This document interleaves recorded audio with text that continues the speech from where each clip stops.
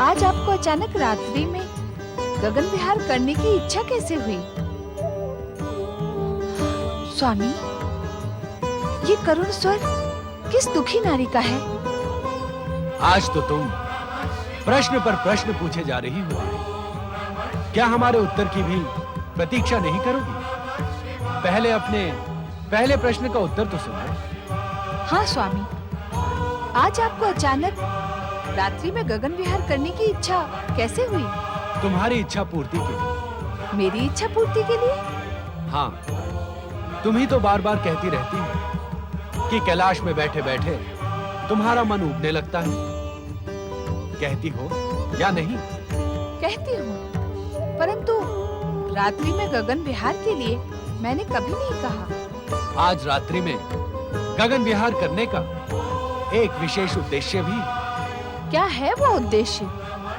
ये करुण नारी स्वर सुन रही हूँ। सुन रही हूँ स्वामी, इसीलिए तो आपसे इस विषय में पूछा था। कौन है ये दुखी नारी? तारा मंडल में रहने वाली बुध ग्रह की माता तारा। क्या दुख है इसे? ये बार बार करुण स्वर में आपको क्यों पुकार रही है? उसके हृदय की वेदना है वो पाप जो निरंतर उसके मन में एक कांटे के समान चुभ रहा है। क्या पाप किया है इसने? वो तो तुम्हें कुछ ही समय के पश्चात स्वयं ज्ञात हो जाए। इस समय तारा मंडल में रहकर एक साध्वी का जीवन व्यतीत कर रही है।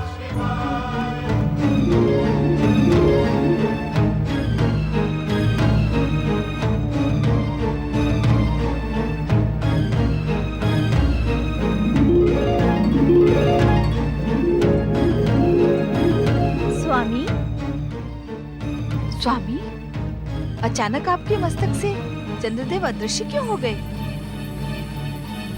उत्तर दे स्वामी, चंद्रदेव ने पहले तो कभी ऐसा नहीं किया था। आज उन्हें क्या हुआ? सब कुछ अभी ज्ञात करने की इच्छुक हो। यदि तुम अपनी दिव्य दृष्टि का उपयोग करोगी तो तुम्हें ज्ञात हो जाएगा कि तारा के पाप का अपराधी चंद्र है। तारा के पाप के अपराधी चंद्रदेव? हाँ, हमारे कोप के भय से चंद्रदेव यहाँ से अदृश्य होकर चंद्रबिंब में जा चुके हैं। चंद्रशेखर शिव अब क्या चंद्र के बिना रहेंगे?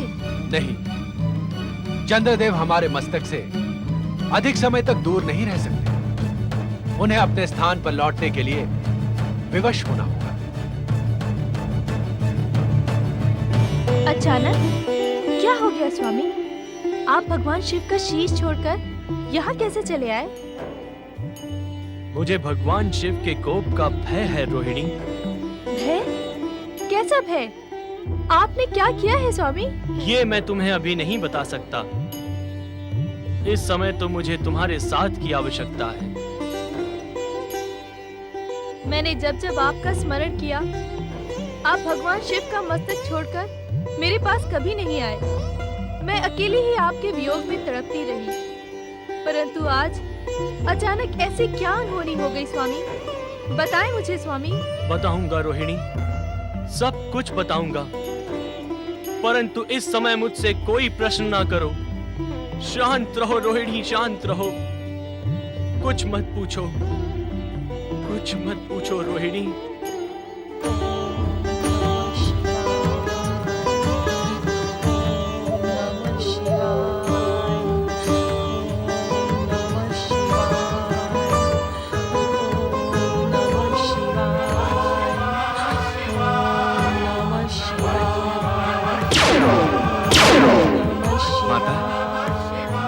तुम्हारी ये करुण पुकार मेरे हृदय को बींध रही है। बताओ माता, क्या दुख है तुम्हें?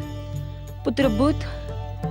हाँ माता, बताओ मुझे, तुम्हारा ये दुख दूर करने के लिए मैं क्या कर सकता हूँ?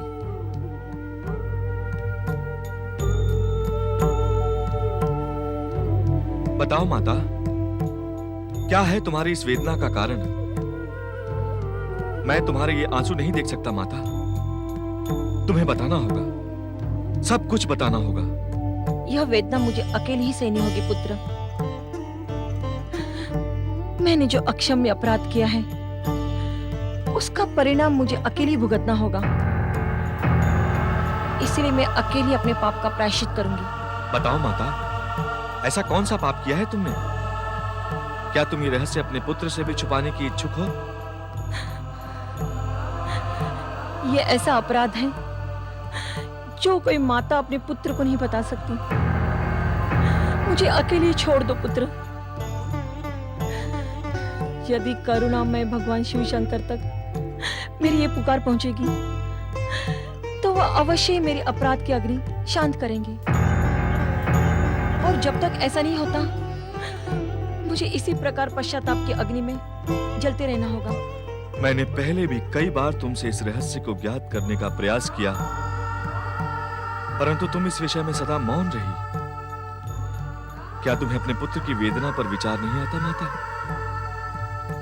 पुत्र जब अपनी माता को वेदना और दुख से विह्वल देखता है तो उसके हृदय पर क्या बीतती है, क्या इसका ध्यान तुम्हें नहीं होता? मुझे बताओ माता, मैं भी तुम्हारे साथ शिव आराधना करते हुए तुम्हारे प्रायश्चित में सहभागी बनूंगा। नहीं पुत्र, प्रायश्चित पाप करने वालों को अकेले ही करना पड़ता है। कोई इसमें सहभागी नहीं हो सकता। आज मैं ये ज्ञात करके ही रहूंगा कि ऐसा कौन सा कांटा है जो तुम्हारे हृदय को निरंतर पीड़ित करता रहता है। आज ये रहस्य तुम्हें बताना ही होगा माता।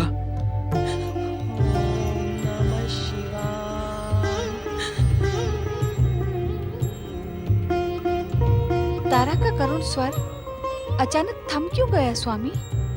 ये जानने के लिए हमें स्वयं तारा के पास जाना होगा। हमें उसकी करुण पुकार का उत्तर भी तो देना है देवी। तो चले स्वामी, तारा की करुण कथा सुनने के लिए मैं व्यग्र हो रही हूँ। चलो देवी। तुम्हारा दुख दूर करने के लिए मैं अपने प्राण भी देने को प्रस्तुत हूँ माता। कृपा करके मुझे उस सत्य का ज्ञान कराओ जिसे अब तक आपने अपने आंसुओं में छुपा रखा है। नहीं पुत्र नहीं, मुझ में इतना साहस नहीं है कि मैं तुम्हें उस कटु सत्य का ज्ञान कराऊं।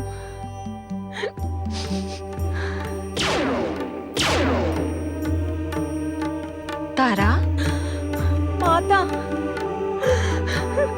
माता, मुझे इस पाप बंधन से मुक्त करो माता। मैं ये यातना अब और सहन नहीं कर सकती। धैर्य धारण करो देवी तारा, उठो।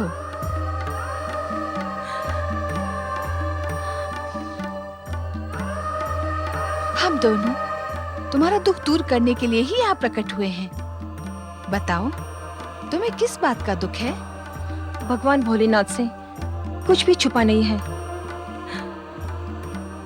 माता। मैंने अपने पति के विरुद्ध ऐसा घोर पाप किया है जिसका कोई प्रायश्चित नहीं है। यही पाप मेरे हृदय में कांटे के समान मुझे बार बार पीड़ित करता रहता है। देवी तारा, संसार में ऐसा कोई पाप नहीं जिसके प्रायश्चित का विधान न हो। तुम्हारे इस पाप में तुम अकेली नहीं थी। हमारे द्वारा बार बार रक्षित होने वाले, हमारे शीश की शोभा बढ़ाने वाले चंद्रदेव भी तुम्हारे साथ इस पाप में सम्मिलित थे।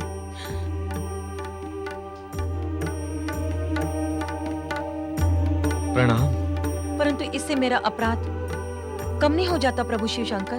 तारा, पहले हमें विस्तार से बताओ, तुम जिस पाप से इतनी पीड़ित हो रही हो उसका प्रारंभ कैसे हुआ?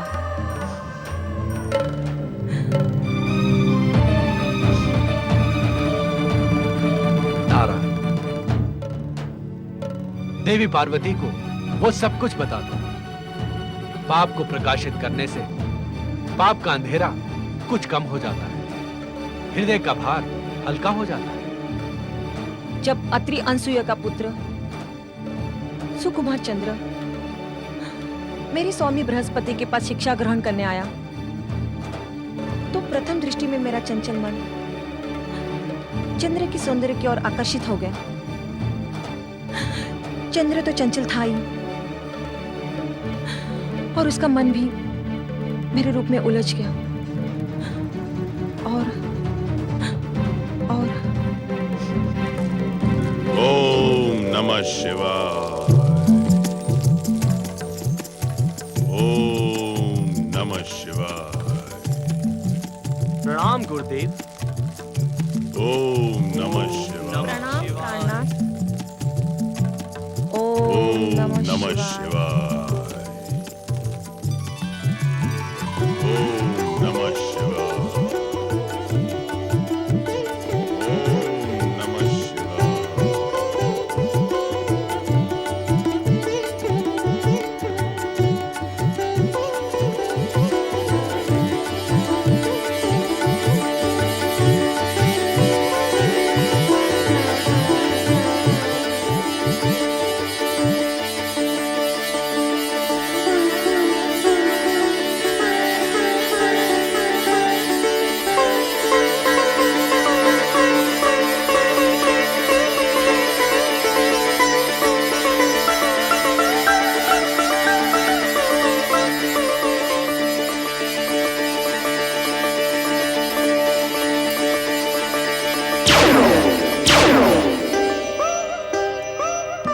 माता,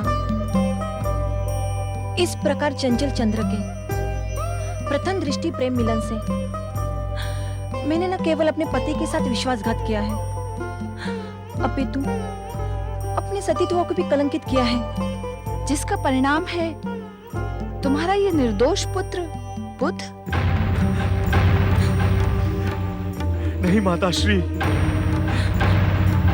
ऐसा न कहो। सारा संसार जानता है कि मैं देवगुरु बृहस्पति और देवी तारा का पुत्र बुध हूं। ये सुनकर मेरा हृदय छिन्न भिन्न हो रहा है माता। कह दो कि ये सत्य है। कह दो माता कि ये सत्य है। शांत हो जाओ बुध। तुम्हारी माता ने जिस सत्य को स्वीकार कर लिया है, उस सत्य को तुम्हें भी स्वीकार करना होगा। और सच पूछा जाए तो यह सत्य अब सब पर उजागर हो गया है। क्या कह रहे हैं भोलेनाथ? क्या यह सत्य सब पर उजागर हो गया है? तुम्हारा जनक चंद्र इसी कारण हमसे भयभीत होकर चंद्रबिंब में जा छुपा है। भोलेनाथ, आपसे तो ये सत्य छुपा नहीं था, फिर आपने चंद्र को दंडित क्यों नहीं किया? क्या तुम चंद्र का स्वभाव नहीं जानती देवी? यदि हम चंद्र को अपने शीश पर धारण नहीं करते तो चंचल चंद्र न जाने ऐसी कितनी कथाओं को जन्म देता। परंतु अपराधी का दंडित होना उचित है स्वामी। क्या आपने उसे इस विषय में प्रताड़ित भी नहीं किया? चंचल चंद्र हमारे नेत्रों की भाषा समझता है देवी। नहीं स्वामी, चंद्र आपकी करुणा का अनुचित लाभ उठा रहा है। आपका उसे दंडित करना ही उचित है। जिसका स्वभाव ही चंचल और असंयमी हो, उसे हम दंडित कब तक करते देवी? दक्ष प्रजापति द्वारा शापित होने पर हमने उसे रोग मुक्त करने के लिए सोमनाथ ज्योतिर्लिंग की स्थापना की। श्री गणेश द्वारा शापित होने पर तुमने उस पर करुणा की। परंतु फिर भी अपराधी चंद्र को आप नियमित रूप से शीर्ष पर धारण किए रहे। मैं तो कहती हूँ आपको सदा सदा के लिए चंद्र का त्याग कर देना ही उचित होगा। समुद्र मंथन के समय समुद्र से निकले चंद्र को अपने शीश पर धारण करके चंद्रशेखर बने रहने का वचन जो हमने दिया था, हम उसी वचन का निर्वाह कर रहे हैं देवी। परंतु आज देखिए, निर्लज्ज चंद्र स्वयं आपके शीश से भाग निकला। निर्लज्ज हो या पतित, कलंकित हो या अपराधी, चंद्र का साथ निभाने का वचन हम निभाते रहेंगे देवी। परंतु जिस अपराधी चंद्र ने मेरी माता की पवित्रता को खंडित किया, उससे मैं प्रतिशोध अवश्य लूंगा भोलेनाथ। मैं उसे शापित करके उसे प्रताड़ित करूंगा। उसे उसकी निर्लज्जता का दंड अवश्य दूंगा। तुम ऐसा नहीं करोगे बुध। अपराधी होते हुए भी चंद्र तुम्हारा जनक है और जन्मधात्री माता के समान ही आदरणीय है। वैसे भी शाप देने की शक्ति कठोर तपस्या से प्राप्त होती है। इस समय तुम शाप देने की स्थिति में नहीं हो, इसीलिए चंद्र को शाप देकर प्रताड़ित करने का विचार त्याग दो। तो मैं क्या करूं भोलेनाथ? आज जो पीड़ित सत्य मेरे सामने आया है, क्या उसके अनुताप से मैं अपनी माता के समान व्याकुल रहूंगा? मुझे इस व्याकुलता से मुक्ति दिलाएं भोलेनाथ। धन्य है देवगुरु बृहस्पति, जिन्होंने सब कुछ जानते हुए भी चंद्र और तारा को शाप नहीं दिया।